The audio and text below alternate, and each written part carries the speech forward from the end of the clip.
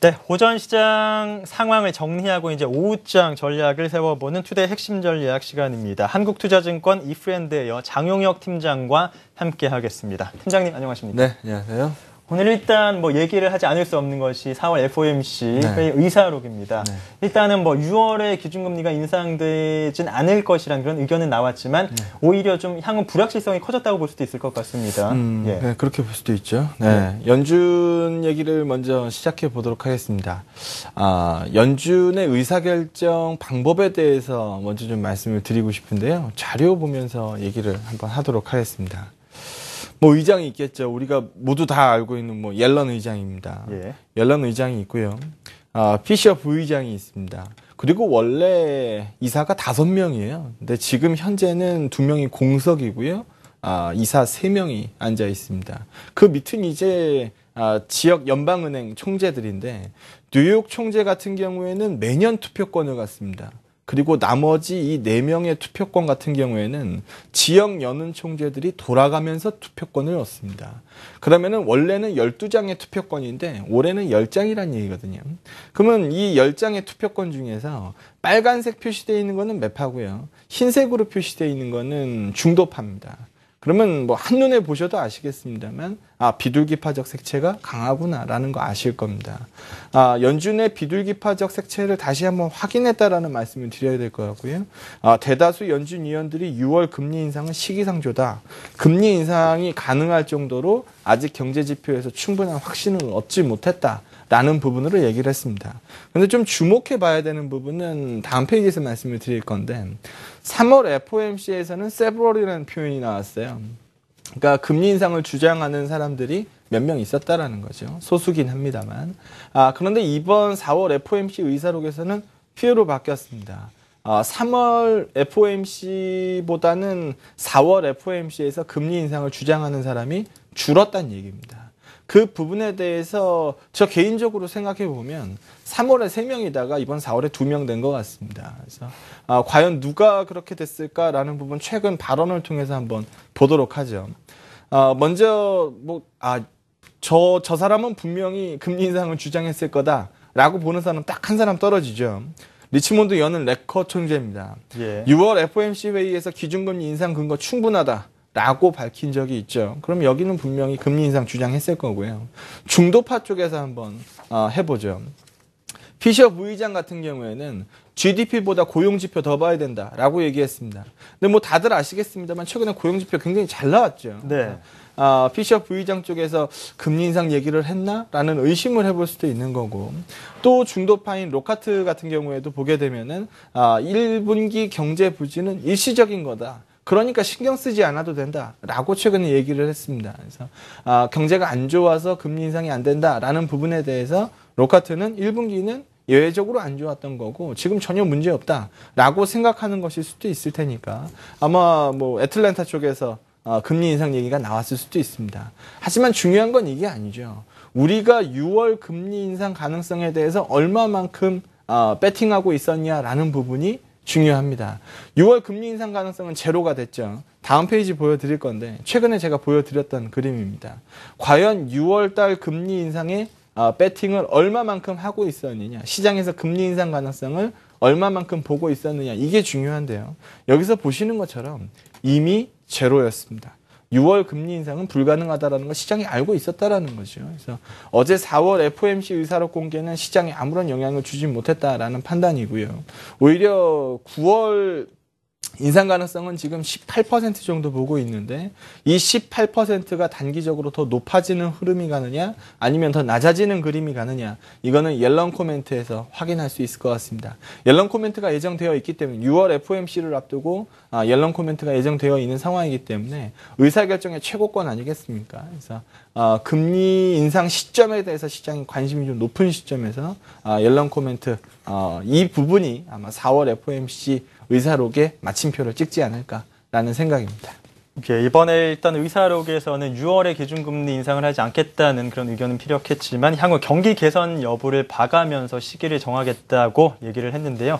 그 이후에 이제 뭐 옐런 의장의 발언 등을 참고해서 시장에 참고해 보시면 좋을 것 같습니다.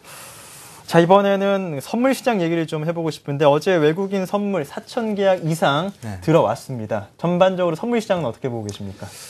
저 개인적으로 방송에서 외국인 선물이 출발 시그널입니다. 개선 시그널입니다. 라는 말씀 많이 드렸어요. 시장 오를 것 같으면 제일 먼저 뭐 하겠느냐? 선물 살 거다. 그리고 선물 사게 되면은 비차익 리드가 강해질 테니까 비차익 리드 강해지면서 어떤 종목 올라갈 거냐? 삼성전자가 올라갈 거다.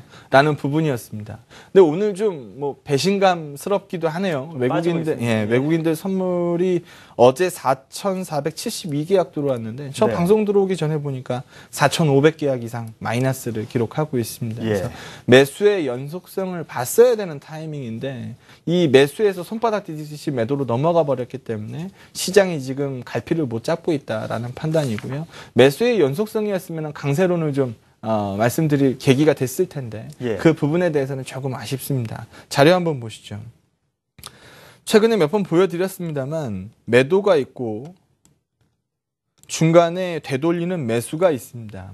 근데 이번 같은 경우에는 지난 5월 초에 11,000계약대 매도 이후에 매수 회전이 없이 추가적인 매도 회전이 돌았거든요. 그러니까 시장에서 겁을 먹었던 거죠.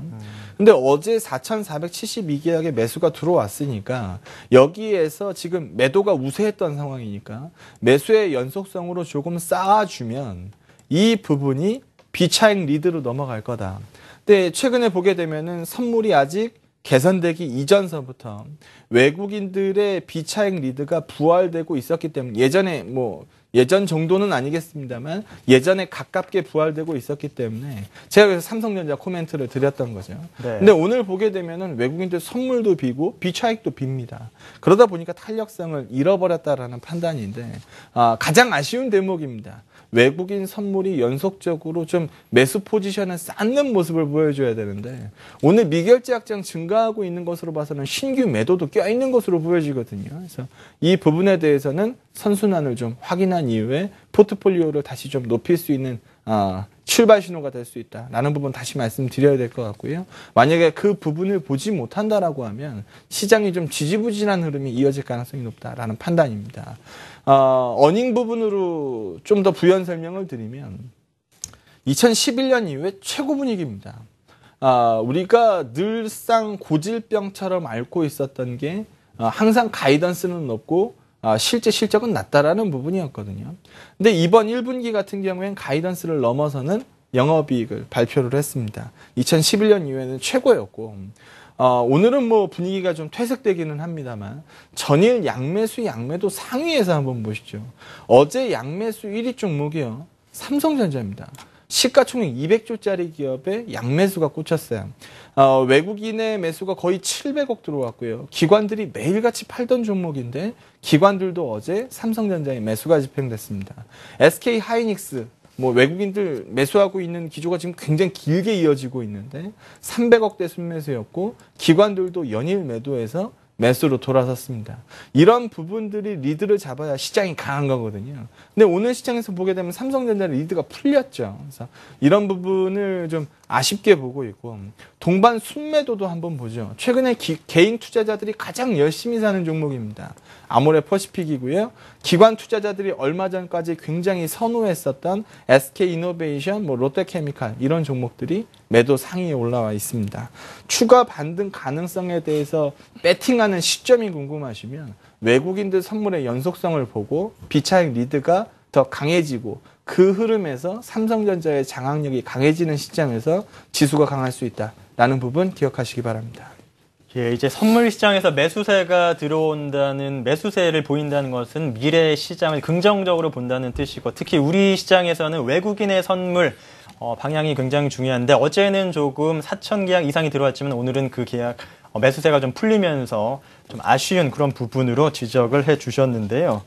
자, 그러면 이제 오늘장 투자 전략 조금 조정을 받고 있습니다. 어떤 전략 세우면 좋겠습니까? 네, 지금 뭐 큰 종목이 가든지 예. 아니면은 그동안에 주도를 잡았던 중소형주가 가든지 예. 어느 쪽으로 방향이 좀 잡혀야 뭐 이거 해보십시오라고 얘기할 텐데 오늘 뭐 대부분의 양쪽 다 종목이 안 빠지고 좋거든요. 있습니다. 예, 예. 양쪽 다 안 좋다 보니까 방어적인 성향을 쳐다보신 분들은 제가 최근에 언급했었던 삼성생명 오늘 보시는 분들도 계실 예, 것 같습니다. 삼성생명이요. 삼성생명 얘기 한번 해보죠. 예. 삼성생명 얼마 전에 신세계하고 이제 이마트에 블럭딜이 돌았어요. 600만 주였는데 블럭딜 단가가 10만 9,200원입니다.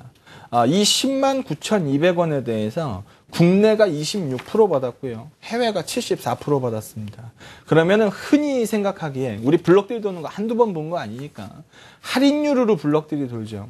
할인율으로 블럭딜이 돌면 대다수의 매수 주체들은 미리 공매도를 통해서 매각하고 블럭딜을 받아서 갚거나 아니면은 블럭딜 받은 날 시장에다가 그대로 때리던가 둘 중에 하나입니다. 그러면서 마진을 만들어내는 거죠.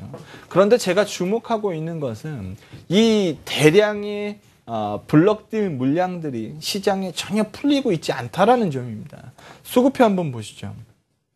수급표 보시면 여기서 보시는 것처럼 600만 주가 풀렸고요. 이 600만 주가 74%가 외국인으로 들어갔고 나머지가 기관으로 들어갔습니다. 그러면은 이 회전 이후에 매도가 나와야 정상이거든요. 이게 일반적인 블럭딜이에요. 근데 보게 되면은 외국인들 쪽에서도 유출이 없고요. 기관들 쪽에서도 투신권에서 일부 매각하는 흐름 말고는 두꺼운 매도세가 보이지를 않습니다. 흔히 얘기해서 킵되고 있는 거라고 보여지거든요. 그래서 삼성 지배구조 이슈 관련돼서 삼성생명이 항상 이슈의 중심에 선다라는 점을 감안해서 봤을 때 이 부분은 덤이 될 수 있고 기본으로 돌아가서 보험업의 기본을 보게 되면 보험주가 문제되는 게 뭡니까? 이제까지 계속 안 좋았던 이유가 뭡니까? 이자가 계속 이율이 계속 빠지고 있었죠. 시장 금리가 계속 빠지다 보니까 예정의 보장 이율하고 격차가 계속 벌어지는 겁니다. 예전에는 보장 이율 5%, 6% 줬습니다. 근데 지금은 기준금리가 1.75다 보니까 보장 이율을 그만큼 줄 수가 없는 상황이죠. 그만큼 보험사들이 부담을 안고 있는 겁니다. 그 부분을 2원차 마진으로 보여드리는 건데 2원차 마진이 계속적으로 억누르고 있었던 상황입니다. 그런데 최근에 우리 금통위도 보셨던 것처럼 추가적인 금리 인하 가능성을 함부로 얘기할 수 없는 상황이 됐거든요. 그래서 이제까지 금리는 더 내릴 수 있어, 더 내릴 수 있어 라는 얘기로 통했습니다만 향후에는 그러지 못할 가능성이 상당히 높아집니다. 시티그룹에서 얘기하는 대한민국 금리 인상 시점은 2017년입니다. 2017년 물론 많이 남았죠. 하지만 금리가 추가적으로 빠지는 분위기에 방어막을 칠 수 있는 상황이기 때문에 이제까지 빠지던 논리하고는 약간 다르게 보셔야 될 것 같습니다. 얼마 전에 블럭딜 이슈 때문에 급락했었던 부분은 다 메꿨습니다. 그 부분에 삼성생명 긍정적으로 코멘트하도록 하겠습니다. 네, 블럭딜 이슈 이후의 수급 주체들의 흐름을 주시해 볼 만하고 또 보험업 쪽에서 삼성그룹 지배구조 개편 이슈 쪽에서 이런 중심에 있는 삼성생명에 대해서 알아봤습니다. 오늘 한국투자증권 이프렌드에어 장용혁 팀장과 함께 했습니다. 팀장님 고맙습니다. 네.